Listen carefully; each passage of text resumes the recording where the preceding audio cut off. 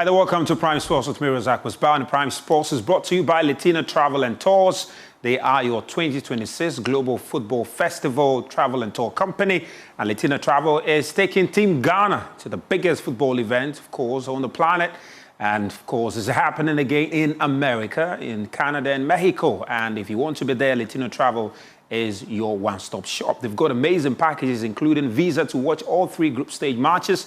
Then they've got 3 official match tickets for you. Then they've got return charter flight and top-class hotel accommodation.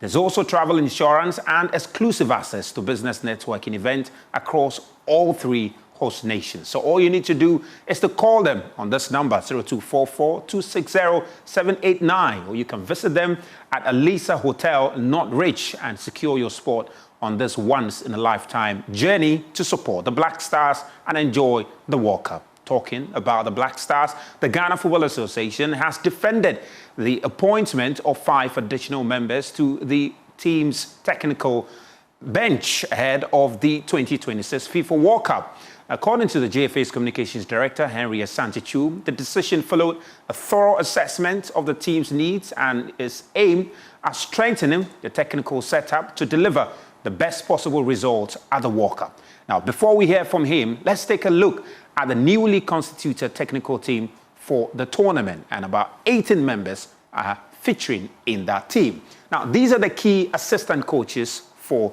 the head coach, Otuado. These are the 3 men that fundamentally he will be relying on for some guidance as he goes about the coaching job of the World Cup. So Desmond Afoy, the former under-20 men's head coach, is still part of the team there. They've got Kim Lice-Bokigrin. He is the head coach of the Black Queens, the senior women's national team. And he'll be leading the team for the Women's AFCON that will be happening later this year. But he's also been given additional duty to serve as assistant coach to Otuado in the Black Stars for the World Cup. Then there's Alain Rivera, an experienced coach who has coached in France and a few other European countries. He's also been brought in to help Otuado at the World Cup. So these are the 3 assistant coaches. Then you've got Fatau Dauda, who continues as the goalkeeper's head coach.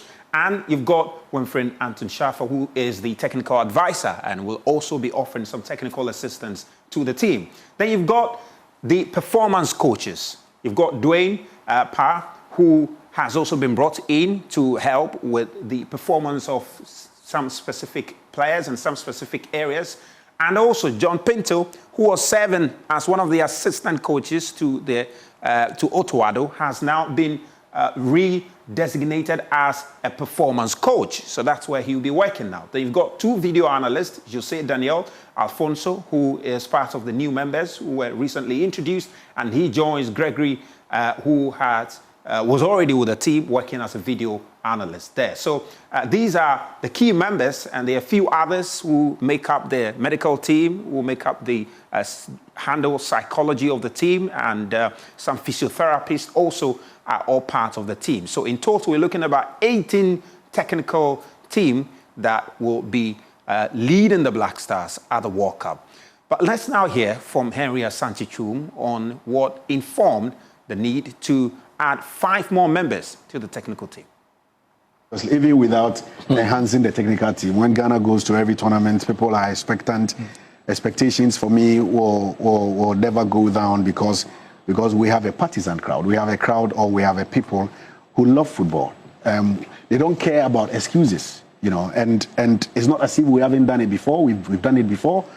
We did it in 2006 as the only African team to make it to the second round. We did it in 2010 as the only African team to make it to the quarterfinal. Unfortunately, it didn't go well in Brazil and in Qatar 4 years ago. So Ghana will always go into competitions with huge expectations from the people. And this, for me, will now escalate that level of expectations. But the coaches are aware. I met with Kim this afternoon. Alain was in Kumasi over the weekend. They know exactly what goes into tournaments like this. And sometimes they also see their comments on social media, you know. So yes, but we believe so much in this new team. We want to believe that they will be able to put a very strong team together. We go through a beautiful preparatory phase and then go to the tournament to excel. With specific reference to Kim has proven himself. He has an assignment with the Queens next month through to the first week in April.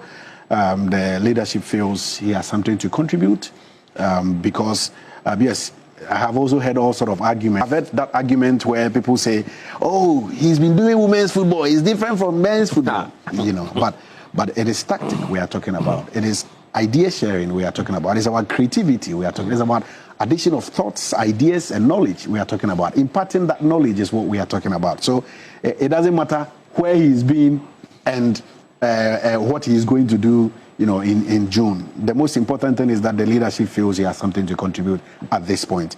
And then Ravera has also worked in Africa before. He once worked with Guinea. And so he also knows the African terrain and knows the attitude and behavior of the African footballer. And having worked at the highest level, they felt that, yes, we needed to bring him. So it's just about, first of all, ensuring that we have the people with the right skill and expertise on board to help our World Cup campaign.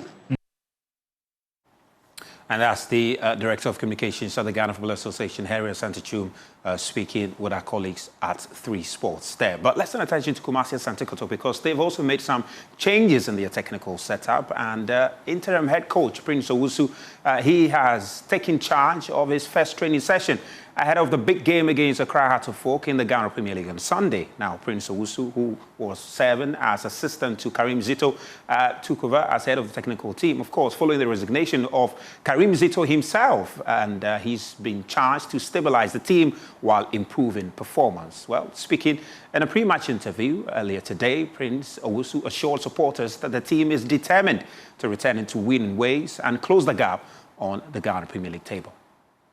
Yeah, I think what I would say, we are ready. We're starting training today to face Hearts of Oak. One thing I'll bring back to us, on the last game we played, we didn't have our way. Things didn't go well for us. We have to make amendment. And we're ready to work very hard this week so that we can close up the gap to get a win from Hearts of Oak. The calls from the fans has been one that is very disappointing. What has been the word that you've had with your players regarding the fans and what they need to do to bring them back? Yes, I think we are here for them. We are here to play for them to entertain themselves.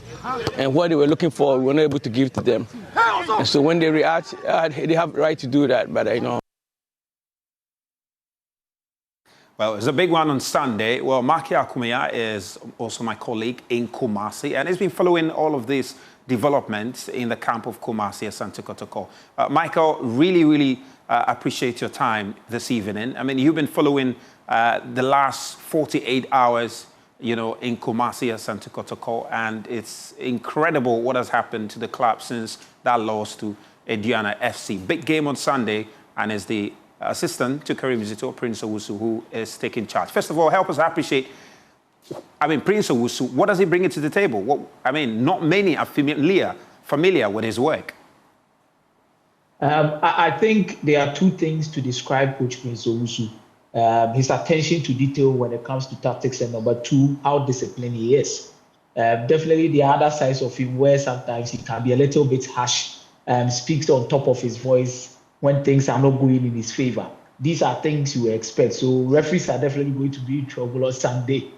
And I know some of these players are also going to be under pressure on Sunday. But in a nutshell, I think the whole environment in Kumasi now is a little bit tense. Looking at what happened in the last few hours. There's a section of the supporters who believe Coach Abdul Karim Zito should have stayed and should have continued the season. Another part also believes that change needed to come, and they were not actually expecting Coach Prince Owusu to continue. Definitely the whole of the technical team should have left at the end of the day. Some also believe that in as much as Zito is not around, they have a big game against Hearts of Oak, and there's a need for a full focus on that particular game. So it's more like a divided attention on the subject of the changes of coaches or the technical team at the end of the day. But the sole focus at the end of the day is how these players are going to react against Hearts of Oak. A lot of fans are really angry at the players. They are really, really, really angry. I mean, talking about reaction, I mean, if you listen to the coach extensively, he appears to have apologized to the fans, first of all, but assured them that his team is going to do better against Kumasi Asante Kotoko. Is this, is this possible? Do you think Kotoko will do better under him? Should we expect something different from him? Fans believe they've always been hearing these things or these words from the coaches. Will react, will play well. By the end of the day, it's the players who are on the field who are supposed to deliver. The supporters are literally angry at some of these players. They believe they are not giving their best. There are a whole lot of news around them. They believe these players have been over-pampered. That is the words they are using.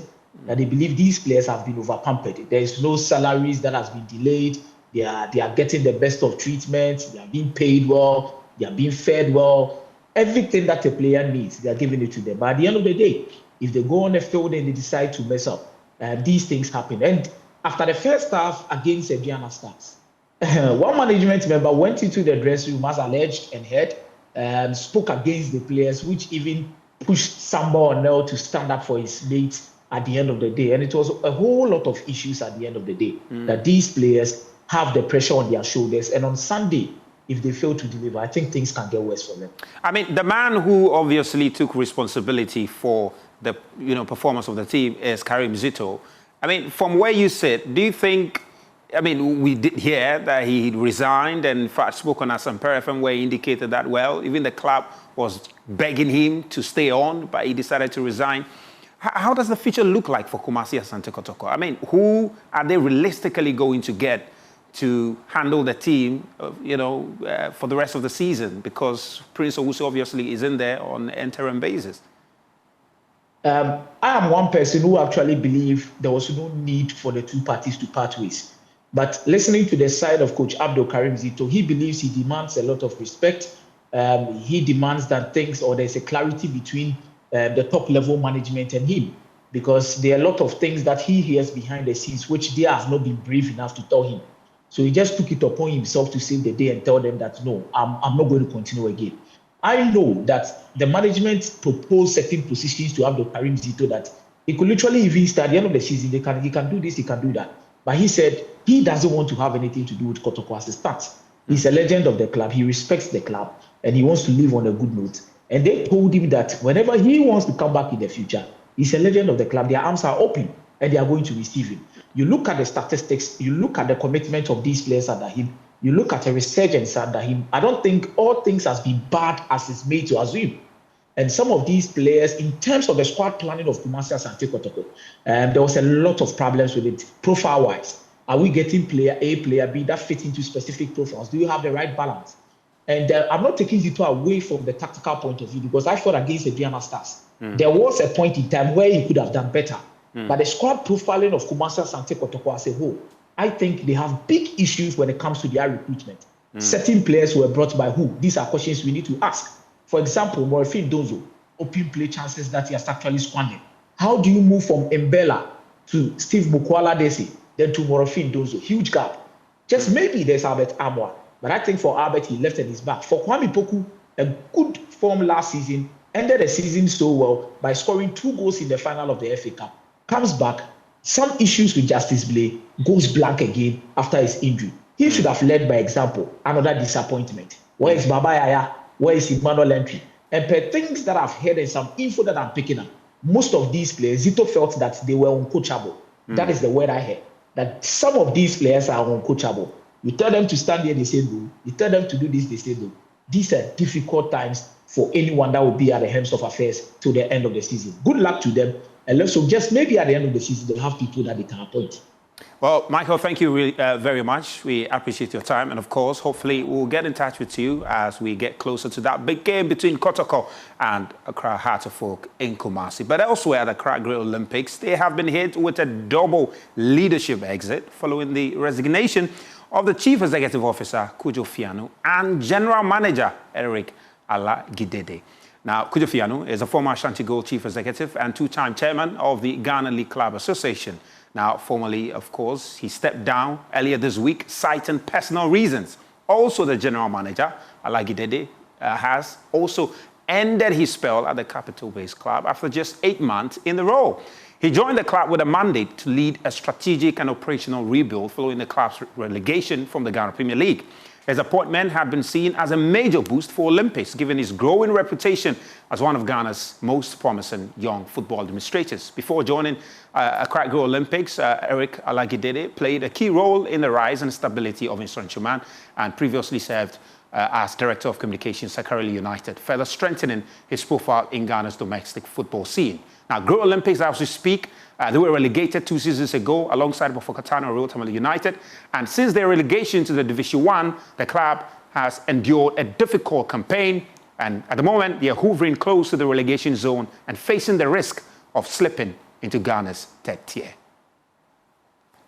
Well, that's all we have for you on Prime Sports tonight with me, Razak Musbah. I'll be back again same time tomorrow. Do enjoy the rest of our programs.